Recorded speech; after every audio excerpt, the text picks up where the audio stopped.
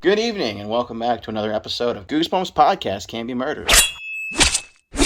Tonight I'm joined with 3 of my 5, 7, 8 hosts. Just depends on the night. Tonight I have Braden Sime, also known as Dead Shock Studios. I have Josh, also known as Otaku Life for Me. What's up, y'all? I have the Grinch, also known as Centerton Goosebumps fan.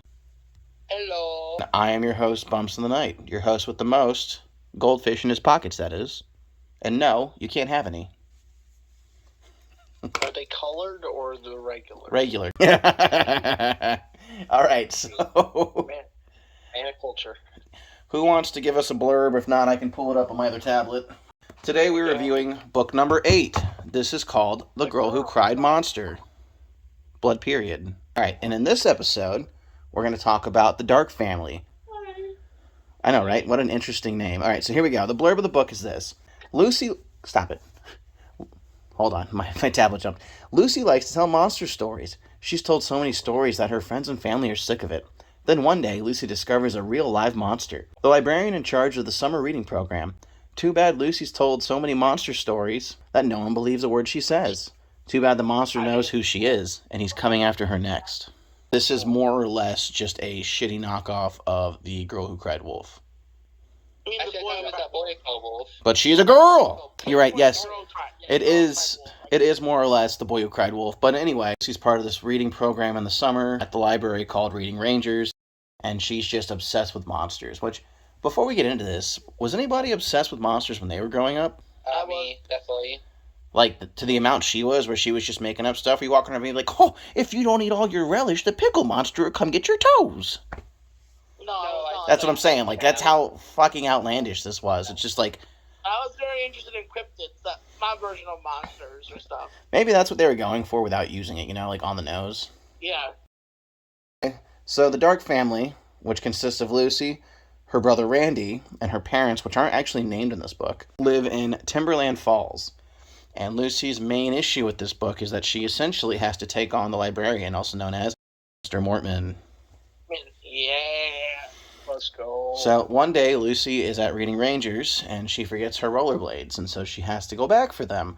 When she goes back to the library, she happens to stumble across Mr. Mortman, who is turned into a monster, and he is eating bugs and turtles, if I'm not mistaken, right? He was eating turtles, right? Baby turtles. He was eating turtles in the book, and it was like turtles and something else. I forgot. Tarantulas, right? Turtles and like cockroaches or something like that. They tamed it down a bit because baby turtles is a little weird. They got challenged in the 90s by parents. Oh yeah, was this one of the ones on the banned book list? Yeah, it was. It was trying to get banned, but a lot of kids' parents were like, "No, their kids are reading. Shut the fuck up." Yeah. Yes, Grinch. Go ahead. It turns out Lucy's parents do have names, because it says their names are Larry Dark and Mrs. Dark. So Larry has a name, but Mrs. Dark does not. Yeah, she's just called Mr. Dark. I don't know why. Linda. We're going to name her Linda. Okay. Linda Dark. I like that. Larry and Linda. So anyway, Lucy sees him eating these creatures at his desk, and she snaps a picture, and then he sees her, and she bails. But she messes up. She leaves her backpack. So anyway, Boom, you failed. He more or less follows her home and tries to give it to her, but she's smart. She doesn't play his game and let him in. Then she begs her parents to get the film developed, and after getting the film developed, Mr. Mortman happens to bump into her before she shows her parents the pictures, and he confiscates the picture of himself. At this point, the parents decide to invite him over for dinner, and it's just like, oh, God, this is, the stupid parent trope like we get in the Let's Get Invisible book, where it's like, you guys are so dense. We're at the point where the parents invite Mortman over, Lucy's freaking out, and they're going to, kind of put this to bed once and for all. Then Mr. Mortman arrives here for our climax in the plot. Everyone's like, what's for dinner? And they're like, you are. And it's like, what? You. And then the parents have this gruesome transformation where they turn into monsters. So again, well described. And essentially, they eat Mr. Mortman in front of the kids. And then they explain that they're monsters and other monsters can't be around monsters because it's like... I guess it's like a magician thing. Like, more than 2 magicians can't live next to each other or else they get into a magic battle. I don't know. Oh yeah, I think it's because humans will start to get shot. I think it's more... By the way, Yes, go ahead.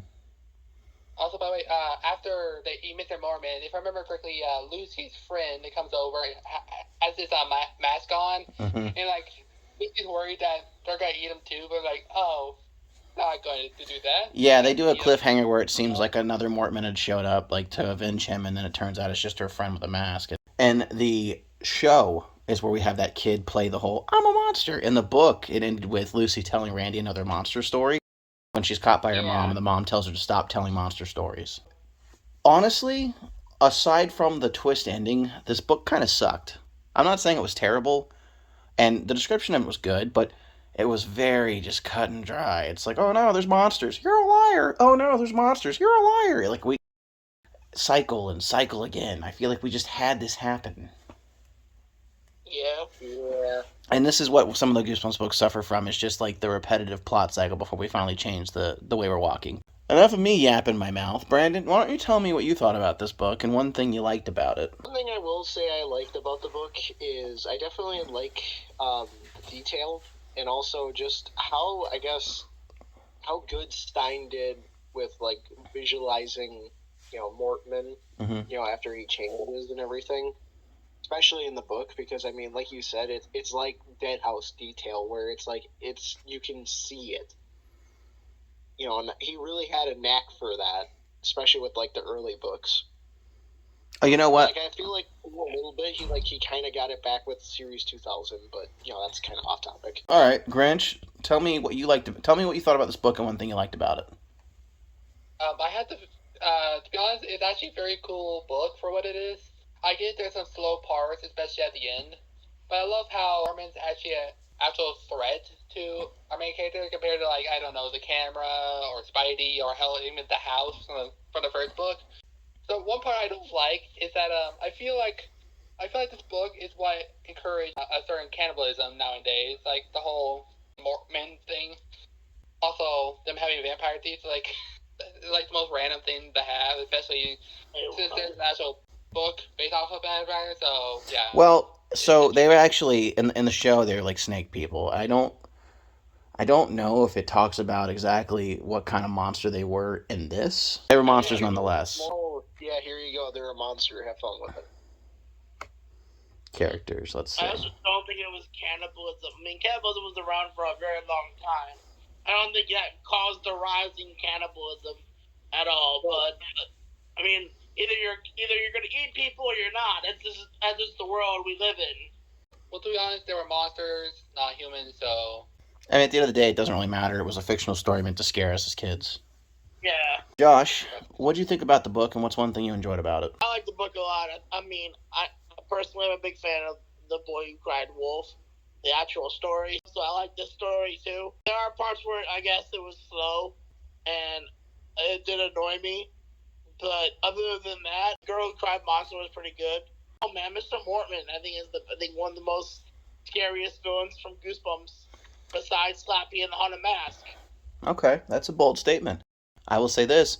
It was nice to finally have an organic villain again, because for a while they were either cursed objects, like the camera, or the monster blood, or a mirror, or even the puppets. It takes a different tone of being scary, because it's one thing, if you put yourself in this kid's place, to be chased by a monster. That's a monster posing as an adult, and they have way more power than you in the real world. Like, just imagine. There are moments in this book that it reminds me of They Live. Okay, actually, now that you say that, I can kind of see that, I guess. I feel that. It's all the point where, like, even in They Live, he's telling people these people are not people, and and then they just don't believe him. Yeah. Yeah, and it's the same thing with this girl. Like, she's telling you this shit ain't right, and no one's believing her. Well, because if she had never talked, though, like, she wasn't making stories up in the first place, kind of like Usopp did in One Piece, people would believe them. You know what's funny, though? I mean, all she does is just sit and make stories about monsters. No, I would say this. You could tell the question would be this.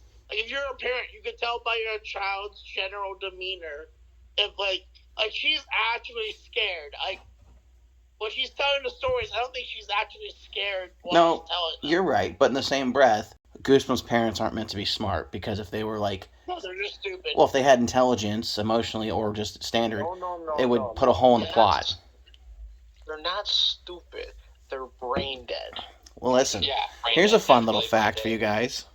So, What? in the trading cards, there was actually 3 cards featured with Mr. Mortman, 2 of which he's a monster, one which he's in his human state, and the one where he's in his human state, Lucy's parents have transformed her and eating him. But what's interesting is on the card, which it's not canon, it's just art, but on the card, the dad is like a green monster, and the mom is like this werewolf with like a perm.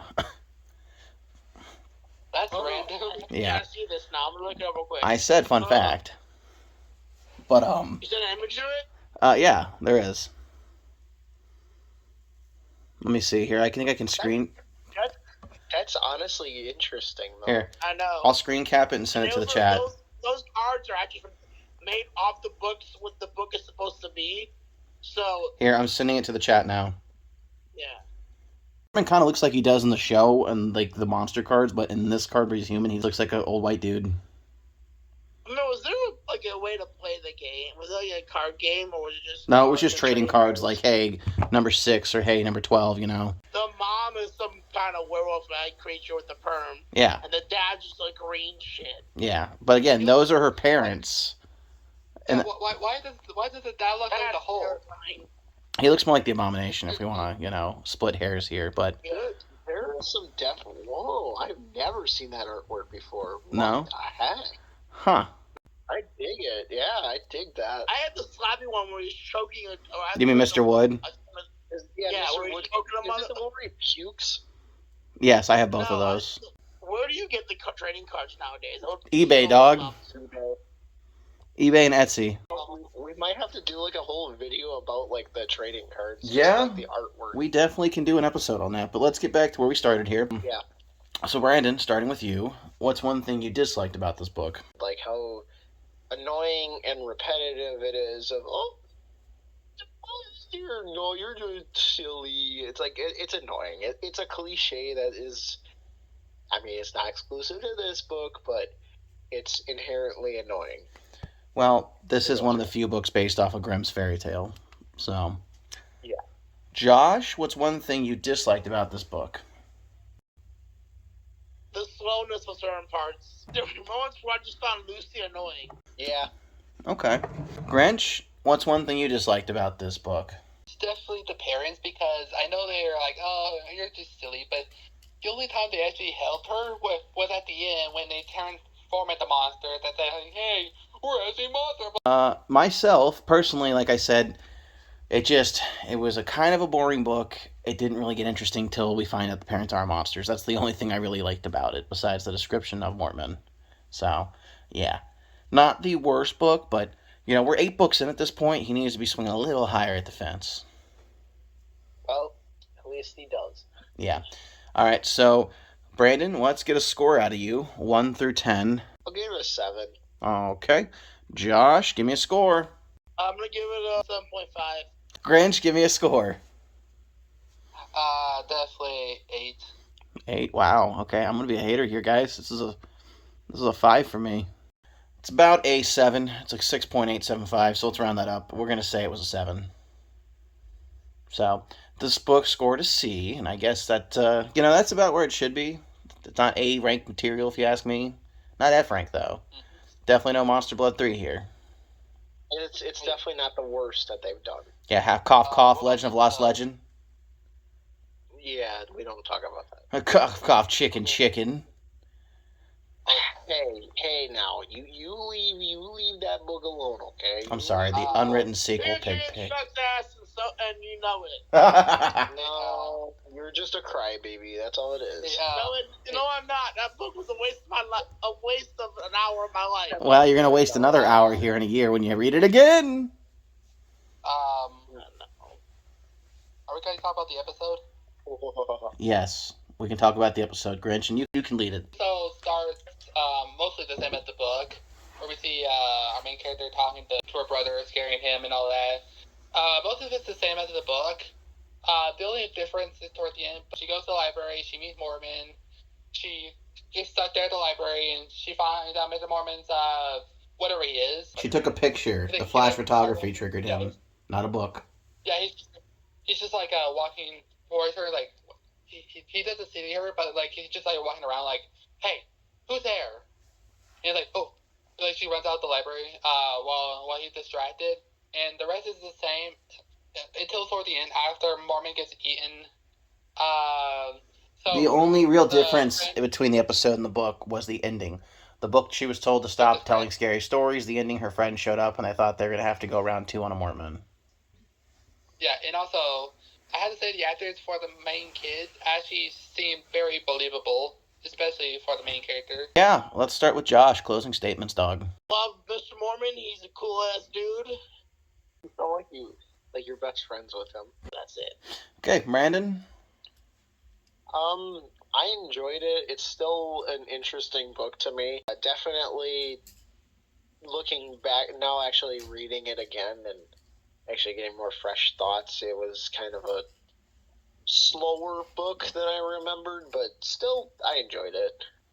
Grinch. Compared to the other books we read so far, I feel like this is a fresh feel of air. Fun fact, whenever you see a library trying to eat bugs, run out there. Okay. No, I just try to have a conversation with them. I'd be like, I'd slap my meat on the table and tell them that's the next meal. You're killing me, man. You're killing me. Yeah, like, are you hungry? I got a monster meal for you. Here's a monster. Why? This is for children, dude. Jesus Christ. blood, if you will. But yeah. Yeah, it's fine. Yeah. So with that being said, thank you guys for watching. Make sure you stop in for other episodes. If you'd like to join us at some point in time, our Discord link's in the bottom. We're always looking for new hosts because we got a sporadic schedule. We appreciate your viewership. If you haven't done so already, make sure you click that subscribe button. Check out our other channels. They'll be linked also in the description below. And we'll stab you in the next one.